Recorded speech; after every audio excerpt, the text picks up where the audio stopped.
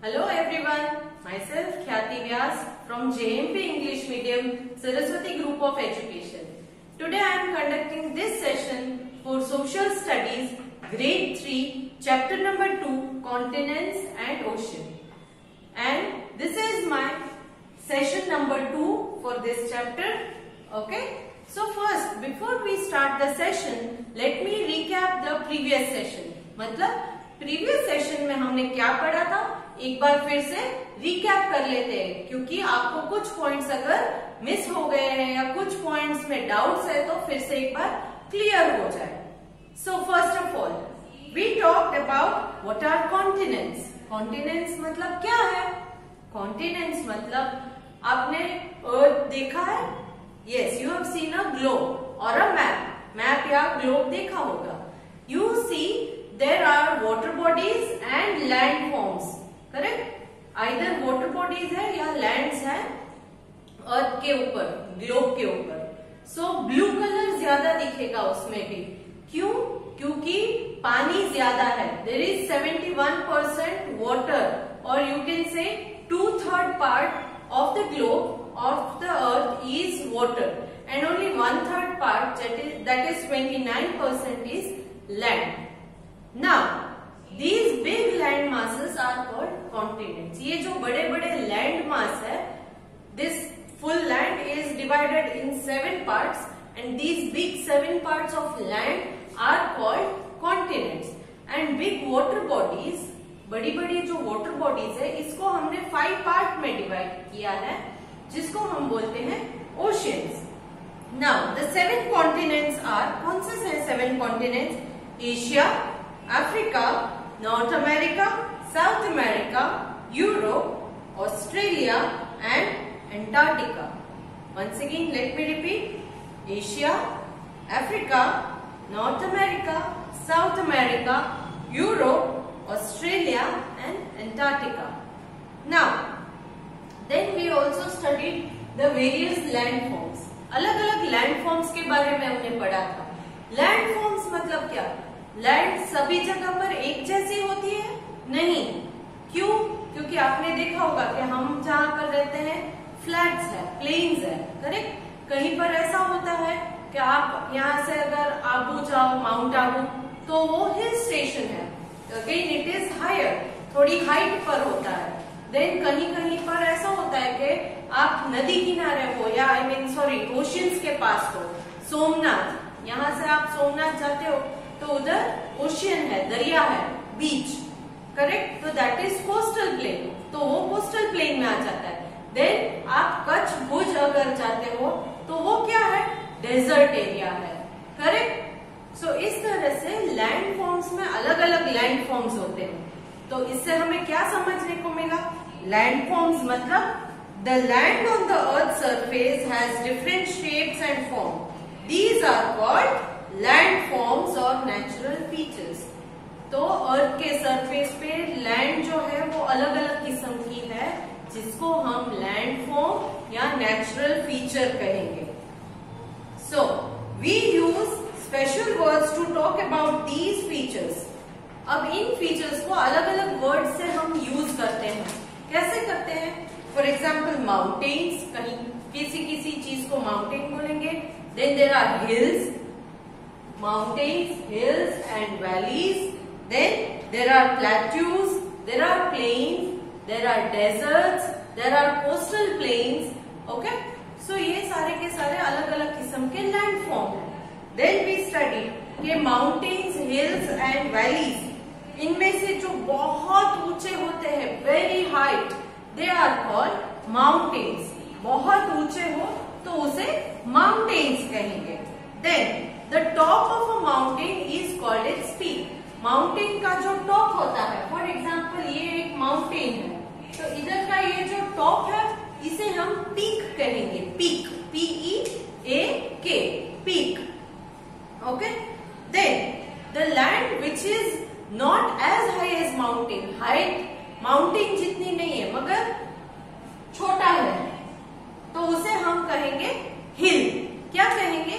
हिल. Mountain जितना ऊंचा नहीं है, थोड़ी नीची हाइट वाला है, तो उसे हम कहेंगे hill. Then the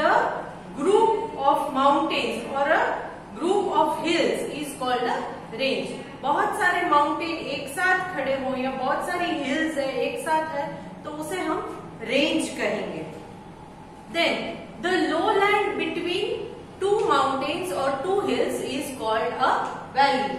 Two mountains या two hills के बीच में ये जो lowland है, तो इस एरिया को हम कहेंगे valley. Okay? So this much was regarding mountains, hills and valleys. Now plateaus and plains. Plateaus मतलब क्या? Plateaus मतलब कुछ नहीं, हाइट पर है मगर ऊपर जाने के बाद फिर से फ्लैट, फिर नीचे आ जाता है. करेक्ट? तो प्लेन्स में से थोड़ी हाइट पर जाता है, फिर इधर फिर से फ्लैट एरिया है, प्लेन है, फिर नीचे आ जाता है. तो इस ऊपर वाले हिस्से को हम क्या कहेंगे? प्लेट्यू कहेंगे. Large area of highland that are flat on the top. Large area of highland that are flat on the top are called plateaus. They are also known as tablelands. इसे हम plateau या tableland कहेंगे. ये जो ऊपर वाला हिस्सा है उसे, ओके, हाईलैंड है मगर ऊपर से फ्लैट एरिया है, तो ये है plateau. Next plane. प्लेन्स मतलब क्या? Plains are large stretch of almost flat land. Plains मतलब बड़े बड़े स्ट्रेच है जो एकदम फ्लैट लैंड के होते हैं, तो उसे हम प्लेन्स कहते हैं. They may have been form from the flowing lava. Lava मतलब क्या है? पुराने जमाने में हमारी अर्थ के अंदर मोल्टन रॉक्स है. Molten rocks means melted rock. जमीन के अंदर एकदम आग है, करेक्ट, गर्मी होती है. शायद आपको साइंस में आता होगा या आगे के स्टैंडर्ड में आएगा, बट अभी के लिए आप ये जान लो कि जमीन के अंदर एकदम गर्म होता है. There is fire like burning thing. तो उसकी वजह से जमीन के अंदर के हिस्से में जो रॉक्स होते हैं वो मेल्ट हो जाते हैं. मेल्ट होने के बाद क्या करते हैं? आप जैसे कुछ भी गर्म होता है, आपके घर में आपने देखा होगा प्रेशर कुकर के अंदर मम्मी कुछ भी गर्म करती है, पकाती है, तो उसमें जब प्रेशर बढ़ जाता है तो सीटी जो है उसकी वो ऊपर होके वो स्मोक निकल जाती है और आवाज आती है विसल की. करेक्ट? उस विसल की आवाज से आप अगर देखोगे तो उधर आजू बाजू में से स्मोक निकलता हुआ, धुआं निकलता हुआ दिखाई देगा. उसी तरह जमीन के अंदर जब ये एकदम प्रेशर बढ़ जाए, एकदम गर्मी बढ़ जाए, तब ये मोल्टन रॉक क्या है? वो कहीं ना कहीं जहां पर एकदम सॉफ्ट लैंड होती है वहां से ये पहले उसको लैंड को ऊपर की तरफ पुश करेगा, ऊपर ऊपर ऊपर पुश करेगा, फिर वो क्या है? लैंड वहां से ओपन हो जाएगी. ओपन हो जाने के बाद वो लावा, उसे मोल्टन रॉक को जब वो बाहर निकलता है तो लावा कहते हैं. वो लावा बाहर निकलकर बह जाता है, फ्लैट लैंड में बह जाता है. पानी जैसे बहता है वैसे बह जाता है. So this molten rock which is beneath the earth surface, when the pressure increases, it just comes out and flows on the surface of earth. That is lava. Okay? When it flows on the earth surface, it is called lava. It is nothing but molten rock, melted rock है जो earth के surface के अंदर होता है. Okay? And hence the mountains were broken down by the wind and rain. Plains are gradually suitable for growing crops, so they are important for agriculture. ये planes जो है वो क्रॉप्स को ग्रो करने के वजह से बहुत इंपॉर्टेंट है. क्यों? क्योंकि यहाँ की लैंड बहुत फर्टाइल है. Fertile means good for growing crops. Okay, good for growing crops होती है प्लेन्स की लैंड. इस वजह से ये plains are very much important for cultivation of crops. Next, coming to the land near the oceans are known as coast. Oceans मतलब sea के पास या ओशियन के पास दरिया किनारा जो होता है, they are known as coast. उसे कोस्ट कहते हैं. Coastal plains are flat area और land near the sea. Okay, so coastal plain किसे कहते हैं? फ्लैट एरिया या प्लेन्स है मगर वो बीच के पास मतलब ओशियन के पास या सी के पास होता है, तो उसे हम कोस्टल प्लेन कहेंगे. These are generally sandy. ये बहुत सैंडी एरिया होता है. सैंड मतलब रेत. रेत क्यों? क्योंकि आप अगर बीच पर गए हो तो आपने देखा होगा कि वहां पर बहुत सारी सैंड या रेत होती है. Next, coming to this desert. Desert area. अब हम डेजर्ट के बारे में एक बार रिकैप कर लेते हैं कि आपने क्या पढ़ा था। Deserts are those areas of land which receive very little rain and where very few plants or trees grow. Desert कौन से एरिया है? डेजर्ट वो एरिया है जहां पर बहुत सारी सैंड होती है, ड्राई एरिया होता है, because there is very little rainfall और समटाइम्स नो रेनफॉल। शायद कम बारिश हो या कभी कभी ऐसा भी होता है कि बारिश ही ना हो। इस वजह से ये लैंड बहुत ही ड्राई होती है और उस वजह से जो है यहाँ पर बहुत सारे पेड़ पौधे भी उगते नहीं है। पेड़ क्यों नहीं उगते? क्योंकि पानी नहीं है। पानी नहीं मिलता है तो पेड़ पौधे उगेंगे? No. So Thar desert is the western part of India. Thar desert जो है वो इंडिया के वेस्टर्न पार्ट, मतलब इस तरफ के पार्ट में आता है। This is west side, this is east side. तो इंडिया के वेस्टर्न पार्ट में हमारा गुजरात भी है, वो भी वेस्ट में है, और ये थार डेजर्ट जो है वो भी इंडिया के वेस्टर्न पार्ट में आता है। सम डेजर्ट कैन बी कोल्ड। कुछ डेजर्ट जो है वो कोल्ड डेजर्ट्स होते हैं। सिर्फ हॉट डेजर्ट हो ऐसा जरूरी नहीं है, कोल्ड डेजर्ट्स भी होते हैं। Those areas which are covered by snow throughout the year are cold desert. So nothing can grow there. Cold desert में क्या है कि throughout the year, पूरे साल में वो स्नो से कवर्ड ही रहता है। स्नो मतलब बर्फ। पूरे साल अगर बर्फ से कवर्ड है तो वो कोल्ड डेजर्ट कहलाता है। क्यों? क्योंकि बर्फ से कवर्ड रहेगा तो वहां कोई भी प्लांट या ट्री ग्रो होगा नहीं होगा। करेक्ट? क्योंकि प्लांट या ट्री को ग्रो करने के लिए हमें 3 चीजें सबसे ज्यादा जरूरी है, sunlight, air and water. Correct? And tree can be grown only when you put it inside the land और the surface of land by digging the sand. आप रेत को खोद के, खड्डा खोद के उसके अंदर प्लांट को अगर ग्रो करोगे तो वो ग्रो होगा। मगर यहाँ तो पूरा बर्फ या स्नो से कवर्ड होगा तो उसमें उस प्लांट को ग्रो होने की कोई चांसेस नहीं है। Okay, so these areas are called cold deserts. तो इस वजह से इसे कोल्ड डेजर्ट कहते हैं। थार डेजर्ट जो है वो कोल्ड डेजर्ट नहीं है।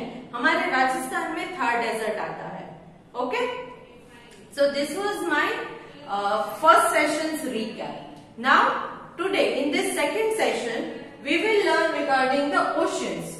Oceans क्या है और 5 oceans के नाम मैंने यहाँ लिखे हैं।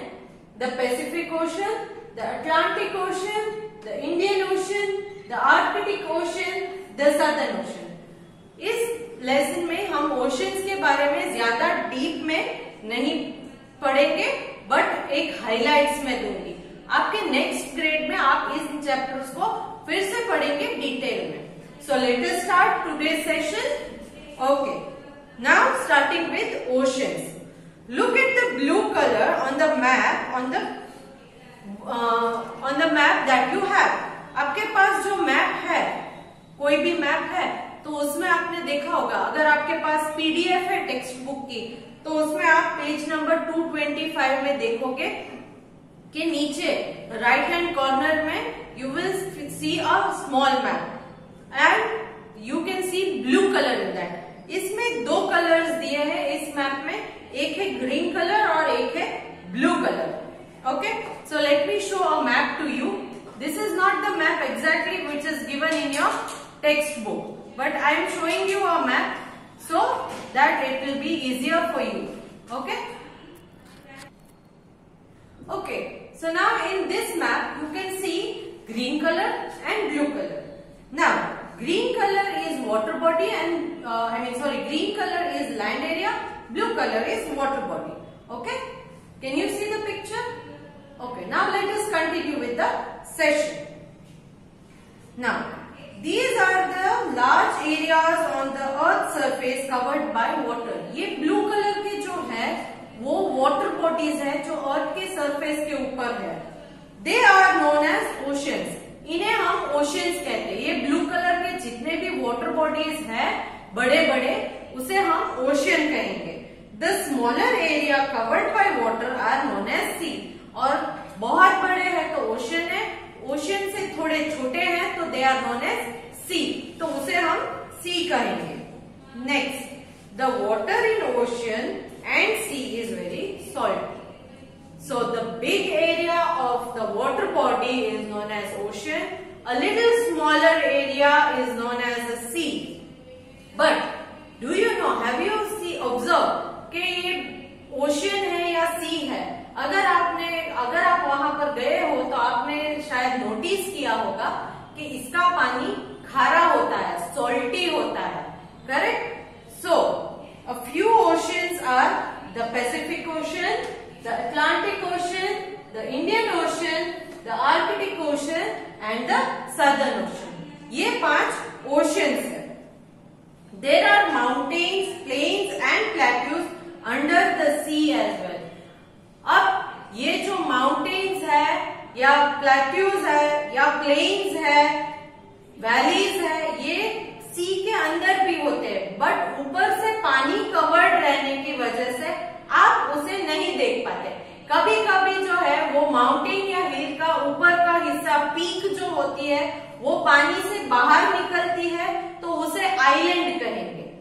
कभी कभी क्या होता है, ये माउंटेन है, अगर यहाँ पर पानी से भरा है, पानी के अंदर है, सी के अंदर है, तो सिर्फ इतना हिस्सा जो पानी के ऊपर आता है उसे हम कहेंगे आइलैंड। क्यों? क्योंकि आजू बाजू में सारी जगह पर पानी है, सिर्फ ऊपर का हिस्सा ही आपको दिख रहा है, तो all the sides covered by water, such areas are called islands. ये तो पता है आपको, जहां पर सारी तरफ चारों ओर से पानी हो, बीच में सिर्फ लैंड है, तो उसे आइलैंड कहेंगे। तो इससे हमें क्या सीखने को मिला? What do we learn from this? Yes, there are mountains, valleys, hills, plains, plateaus under the sea or beneath the ocean also. Sea या ocean के अंदर भी ये सारे के सारे land forms होते हैं। Next, the top of some underwater mountain raise above the water and become island. ये मैंने आपको ऑलरेडी समझाया कि टॉप ऑफ द माउंटेन या टॉप ऑफ द हिल है, वो कभी कभी वाटर से बाहर निकल जाता है, तो इसे हम कहेंगे island, ISLEND. An island is a piece of land that is completely surrounded by water. Completely surrounded का मतलब है चारों तरफ से सराउंडिंग एरिया में इसमें पानी ही होता है, सिर्फ बीच में जो है वो लैंड है, बाकी चारों और सराउंडिंग में वाटर है। Next, a group of islands that are close together in sea is known as archipelago. Group of island जो सी में एक दूसरे के नजदीक नजदीक होते हैं तो उसे आर्किपेलेगो कहते हैं। फॉर एग्जाम्पल, यहाँ पर मैं एक सी बनाती हूँ, यहाँ पर सी है, ओके। अब यहाँ छोटे छोटे आइलैंड्स जो है वो एक दूसरे के बहुत नजदीक है, तो ये जो ग्रुप ऑफ आइलैंड है which are close to each other are known as archipelago. Andaman and Nicobar islands of India are example of archipelago. India के पास आपने सुना होगा अंडमान एंड निकोबार आइलैंड्स है, तो ये एक आर्किपेलेगो है। क्या है? आर्किपेलेगो। आर्किपेलेगो मतलब क्या? Archipelago means group of islands in a sea which are close to each other. Close to each other मतलब एक दूसरे के नजदीक होते हैं, पानी के बीचों बीच होते हैं ये आइलैंड्स, बट एक साथ ग्रुप में रहते हैं, तो इसे कहेंगे archipelago. Next, a peninsula is a piece of land that is surrounded by water on 3 sides. जैसे आइलैंड है तो यहाँ तीनों साइड 1, 2, 3, 4 साइड से वाटर कवर्ड है। ये एक आइलैंड है तो यहाँ चारों तरफ पानी से भरा है, बट हमारा इंडिया जो है वो नीचे सदर्न पार्ट ऑफ इंडिया वो एक पेनिनसुला है। पेनिनसुला का क्या मतलब कि 3 साइड वाटर होते हैं। फॉर एग्जाम्पल, अगर मैं यहाँ इंडिया ड्रॉ कर दूं, नीचे वाला हिस्सा, सॉरी इंडिया का नीचे वाला हिस्सा मैंने यहाँ अगर ड्रॉ किया, ओके, तो ये क्या होगा? ये क्या हुआ कि इस तरफ से पानी है, इस तरफ से पानी है और इस तरफ बट यहाँ इंडिया पानी से कनेक्टेड नहीं है, वो लैंड से कनेक्टेड है, correct? The northern part of India it is connected with land, but east, west and south India is surrounded by water. So India is known as a peninsula. Now, however, unlike an island, a peninsula is joined to a large piece of land on one side. तो peninsula क्या है? तीन side water है, but one side is connected to a large piece of land. एक side से वो land से connected होता है, सिर्फ तीन साइड water है. Once again, island क्या है? फोर साइड वाटर है, चारों तरफ पानी ही पानी, सिर्फ बीच में लैंड है, तो वो आइलैंड है. पेनिनसुला क्या है? तीन साइड पानी है, but one side it is connected with land, it is called peninsula. The southern part of India is a peninsula. India का जो सदर्न पार्ट है, नीचे का हिस्सा, वो एक पेनिनसुला है. So here I would like to end this session. And I am sending a worksheet along with this session. Hope you will understand the worksheet. It is purely fill in the blanks based. If you don't know any answers, you can go through the PDF of the textbook which we have already sent to you, or you can rewind the video and look at the video, listen to the video carefully. You will find all the answers in this video. Now, in my next session, I will be solving the exercise of this chapter.